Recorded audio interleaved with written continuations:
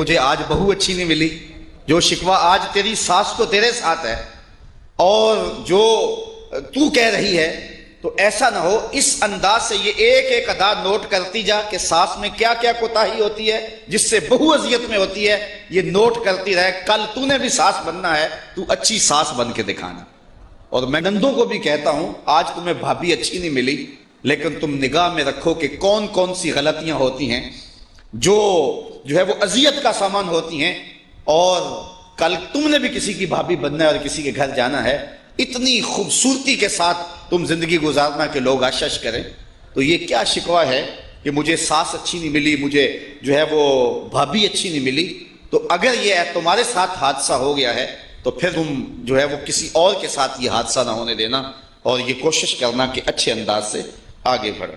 سارے کافر اکٹھے ہو کے آگے تھے، حضور کے گھر کا گھیرا ڈال لیا تھا کہ آج چھوڑیں گے نہیں، لیکن حضور ان کے سروں میں خاک ڈالتے گزر گئے. حفاظت اللہ نے اپنے محبوب کی ہے. بلکہ حضرت علی المرتضیٰ کو بستر پہ لٹایا، علی میرے بستر پہ سو جاؤ، امانتیں دے کے تم بھی صبح آ جانا. حضرت علی بھی سو گئے. حضور کی حفاظت تو ہے ہی ہے، حضرت علی بھی سو گئے. جب صبح اٹھے تو انہوں نے دیکھا یہ تو علی المرتضیٰ ہے. اللہ اکبر. بڑے پریشان ہوئے کہ حضور کدھر گئے. اچھا کسی نے حضرت علی سے پوچھا کہ تمہیں کیسے نیند آ گئی؟ ننگی تلواریں لیے وہ گھر کے ارد گرد تھے اور آپ چادر اوڑے سوئے تھے حضور کے مغالطے میں، وہ آپ کو بھی تو نقصان پہنچا سکتے تھے. تو حضرت علی نے کہا حضور نے کہا تھا علی میرے بستر پہ سو جاؤ، صبح اٹھنا، امانتیں دینا اور مدینے آ جانا. مجھے یقین تھا سوؤں گا بھی، صبح اٹھوں گا بھی، امانتیں بھی دوں گا، مدینے بھی پہنچوں گا. اس لیے کہ حضور نے فرمایا. جب حضور نے فرما دیا ہے تو پھر ہو کے رہے گا. جب حضور ہجرت کرتے ہوئے جا رہے تھے نا، 100 سرخ اونٹ حضور کی گرفتاری کے لیے نام رکھا ہوا تھا. سراقہ بن مالک یہ حضور کو گرفتار کرنے کے لیے آگے بڑھا، اور اس کی لالچ یہ تھی کہ اتنا بڑا انعام ہے مجھے مل جائے گا، لیکن اس کی سواری گھٹنوں تک دنس جاتی ہے، معذرت کرتا ہے، پھر ارادہ بدلتا ہے، پھر یہی ہوتا ہے. تیسری مرتبہ بھی جب ایسا ہوا تو سمجھ گیا کہ یہ تو میرے بس کا روگ نہیں ہے. اب اسے پریشانی ہوئی کہ جو آج اس حالت کے اندر بھی اللہ کی اتنی تائید کے سائے تلے ہیں، تو کل جب یہ دوبارہ پلٹیں گے اور مکہ ان کے قبضے میں ہوگا تو پھر میرے ساتھ نہ جانے کیا سلوک ہوگا. تو کہا کہ حضور مجھے امان لکھ دیجئے. تو حضور نے کیا فرمایا؟ سراقہ تو مجھے گرفتار کرنا چاہ رہا ہے، میں تیرے ہاتھ میں کسرا کے کنگن دیکھ رہا، میں تیرے ہاتھ میں کسرا کے، اس وقت کی سپر طاقت تھی کسرا، تو فرمایا میں تیرے ہاتھوں میں کسرا کے کنگن دے گا. تو حضور سے انہوں نے باقاعدہ امان لکھوا لی. اللہ اکبر.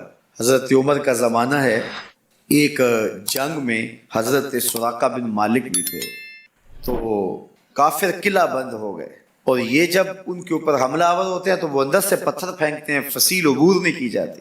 تو سراقہ بن مالک کہنے لگے کہ مجھے آپ منجنیق میں ڈال کر کے ان کے قلعے کے اندر پھینک دو، اور میں اندر سے جا کے دروازہ کھول دوں گا تو پھر تم آ جانا. تو لوگوں نے کہا سراقہ کیا بول رہے ہو؟ وہ بڑی غلیل کی طرح منجنیق ہوتی ہے، کہا اس میں ڈال کے تجھے پھینکیں گے، جب تو گرے گا تیری ہڈیاں باقی نہیں بچیں گی، پھر وہ تلواریں لیے کھڑے ہیں تجھے زندہ چھوڑیں گے.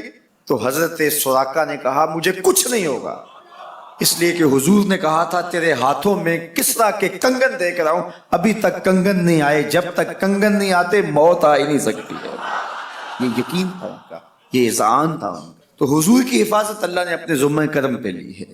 سوال یہ ہے کہ باقی بھی اللہ کے سچے نبی ہیں، ان کی حفاظت اللہ نے اپنے ذمہ کرم پہ کیوں نہیں لی، اور حضور کی حفاظت اپنے ذمہ کرم پہ کیوں لی؟ باقی بھی کتابیں اللہ کی سچی منزل من اللہ کتابیں ہیں، ان میں تحریف راپ آ گئی، لیکن قرآن مجید کی حفاظت اللہ نے اپنے ذمہ کرم پہ لی. کیوں؟ تو اس کا جواب یہ ہے کہ اگر کوئی نبی شہید ہو جاتا ہے تو نیا نبی آنے والا ہے، اس کی جگہ کو پر کر دے گا. اگر کسی کتاب میں تحریف راپ آ جاتی ہے تو کوئی بات نہیں، نئی کتاب نازل ہونے والی ہے. حضور کی حفاظت اس لیے کی کہ اگر حضور بھی شہید کر دیے جاتے ہیں تو پھر حضور کے بعد تو کوئی نبی آنے والا نہیں، اور کتاب اللہ کے اندر اگر تحریف کر دی جاتی ہے فَبِأَيِّ حَدِيثٍ بَعْدَهُ يُؤْمِنُونَ، تو قرآن کے بعد تو کوئی اور نسخہ نور نازل ہی نہیں ہونے والا. تو لوگ ہدایت، روشنی اور اجالا کہاں سے لیں گے؟ اس لیے اس کتاب کو بھی باقی رکھا گیا اور مصطفیٰ کی بھی حفاظت فرمائی۔ حضور کے آنے کے بعد اتمام دین ہو گیا۔ انا خاتم النبیین لا نبی بعدی، میں آخری نبی ہوں، میرے بعد کوئی نبی نہیں ہوگا۔ اور میں نے عرض کیا 100 آیات قرآنیہ، 210 احادیث اور صحابہ، تابعین، ائمہ اور بزرگوں کے ہزارہ اقوال اس میں موجود ہیں۔ بہلول دانا یہ مشہور مجازیب میں سے ہے، اور مجذوب وہ ہوتا ہے کہ تجلیات کے وفور سے جس کا شیشہ یا کل ٹوٹ جائے، اور ایسے لوگ دھرتی کے اوپر موجود ہوتے ہیں۔ حضور نے فرمایا رب اشعث اغبر مدفوع بالابواب لو اقسم علی اللہ لابر، بہت سارے ایسے لوگ کہ ان کے بال بکھرے، حالت پراگندہ، لیکن انہیں کچھ کہنا نہ، اگر وہ اللہ پہ کوئی قسم ڈال دیں تو اللہ پوری کر دیتا۔ یہ مجذوب تھا، اور ہارون الرشید کے دل میں بھی اس کے لیے بڑا احترام پیدا ہو گیا۔ ایک دن بادشاہ محل کی چھت پہ ٹہل رہا تھا کہ بہلول گزرا دجلہ کے کنارے سے، تو بادشاہ کے دل میں آیا کہ اس سے ملا جائے، تو اس نے خادموں کو کہا کہ بہلول کو اوپر حاضر کیا جائے۔ بادشاہ کا حکم تھا، اوپر والے جو تھے انہوں نے نیچے ڈولی پھینکی، نیچے والوں نے اشارہ پایا اور بہلول کو پکڑ کے ڈولی میں بٹھایا، اور اوپر والوں نے رسی کھینچ لی، تو چند لمحوں کے بعد بہلول بادشاہ کے سامنے تھا۔ بادشاہ نے پوچھا بہلول ایک بات تو بتاؤ۔ اس نے کہا بتائیے۔ اس نے کہا کہ آپ خدا تک کیسے پہنچے؟ تو بہلول نے مسکرا کے کہا بادشاہ جیسے آپ تک پہنچا۔ علامہ اقبال علیہ رحمہ نے مرد کلندر کی جو نشانیاں بیان کی ہیں، اس میں ایک نشانی یہ ہے بات میں سادہ و آزادہ، معانی میں دقیق۔ یہ نہیں ہے کہ بہت بڑا لمبا فلسفہ 3 گھنٹے کی تقریر ہے تو پھر کوئی نچوڑو تو نتیجہ نکلے، 2 لفظ ہی کافی ہوتے ہیں۔ کہا خدا تک کیسے پہنچے؟ کہا جیسے آپ تک پہنچا۔ کہا بات سمجھ میں نہیں آئی؟ کہا بات تو سادی سی، تیری سمجھ میں نہیں آئی تو میں کیا کر سکتا ہوں؟ کہا تفصیل بتا دیجئے۔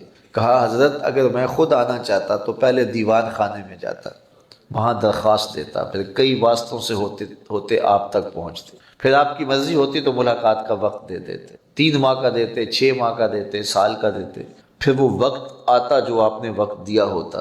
آپ کا کوئی بیرونی وفد آ جاتا تو مجھ فقیر کو آپ نے کیا اہمیت دینی تھی؟ میرا وقت منسوخ ہو جاتا۔ میں چاہتا تو مدتیں لگ جاتی، سال لگ جاتا، ملاقات ہوتی نہ ہوتی، اور جب آپ نے چاہا ہے تو 2 گھڑیاں بھی نہیں لگیں۔ تو جب بندہ چاہے تو کروڑوں سال بھی لگ جائیں تو قرب نہ ہو، اور جب وہ چاہ لے تو 2 گھڑیاں بھی نہیں لگیں۔ تو حضرت داتا گنج بخش علی حجویری علیہ رحمہ فرماتے ہیں کل ان کنتم تحبون اللہ، یہ فرق ہے، یہ بندے کی تگ و تاز ہے، یہ محبت کا راستہ ہے۔ پھر جب حضور کی اتباع درمیان میں آئی یحببکم اللہ، یہ پھر جمع ہے۔ تو بندہ خود ساری زندگی لگا رہے، منزل نہیں ملتی، جب وہ چاہے تو 2 گھڑیاں بھی نہیں لگتی۔ مانا کہ محبت کے سفر میں ہر گام پہ 100 مشکل ہے، لیکن یہ سفر آسان بھی ہے اگر ساتھ تمہارا ہو جائے۔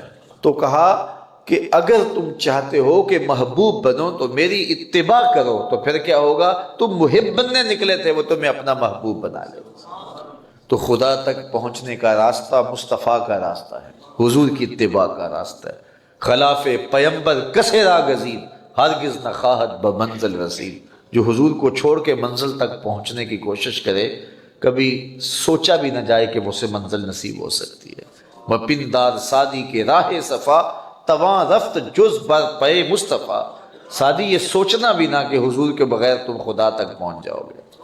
تو کہا اگر تم خدا تک پہنچنا چاہتے ہو تو راستہ ایک ہی ہے، اور وہ کیا؟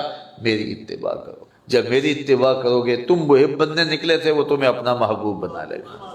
اللہ اکبر! پھر کیا رنگ ہوگے جب تم محبوب الہی بن جاؤ گے، تم اس کے محبوب بن جاؤ گے، پھر جو تم کہو گے وہ ہوگا، پھر تمہارے اٹھے ہوئے ہاتھ ٹالے نہیں جائیں گے اور تمہارے الفاظ موڑے نہیں جائیں گے۔ تو کچھ کہو گے تو دیکھیں۔ تو کہا یہ کیسے نصیب ہوگا؟ اتباع رسول سے نصیب ہوگا۔ تو حضور کی اتباع یہ بڑی مقدم چیز ہے۔ آج ہم محبتوں کے بہت روپ اختیار کرتے ہیں، لیکن اتباع کے باب میں کمزور ہو جاتے ہیں۔ بہت محبتوں کے روپ ہیں، اظہار عقیدت کے بڑے رنگ ہیں، لیکن حضور سے عقیدت کا سب سے بڑا رنگ یہ ہے کہ حضور کی اتباع کی جائے۔ اور اگر اتباع رسول ہی مفقود ہے تو پھر محبت کا دعویٰ ناقص ہوگا۔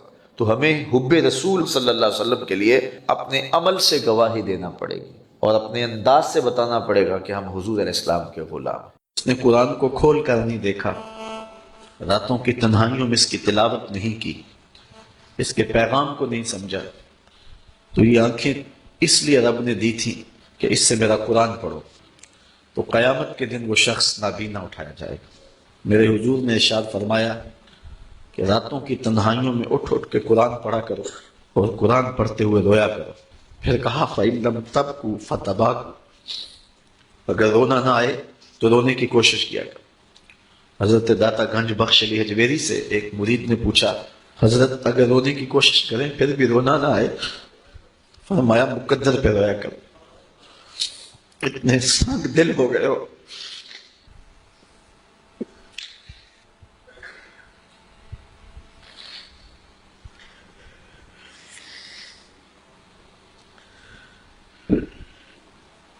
امام ابو نعیم نے حلیہ میں لکھا لا خیر فی عین لا تبکی من خشیت اللہ، اس آنکھ میں کوئی بھلائی نہیں ہے جو رب کے خوف میں روتی نہیں ہے۔ رومی کہتے ہیں جہاں پانی چلتا ہے وہاں سبزہ اگتا ہے اور جہاں آنسو چلتے ہیں وہاں رب کی رحمت اترتی ہے۔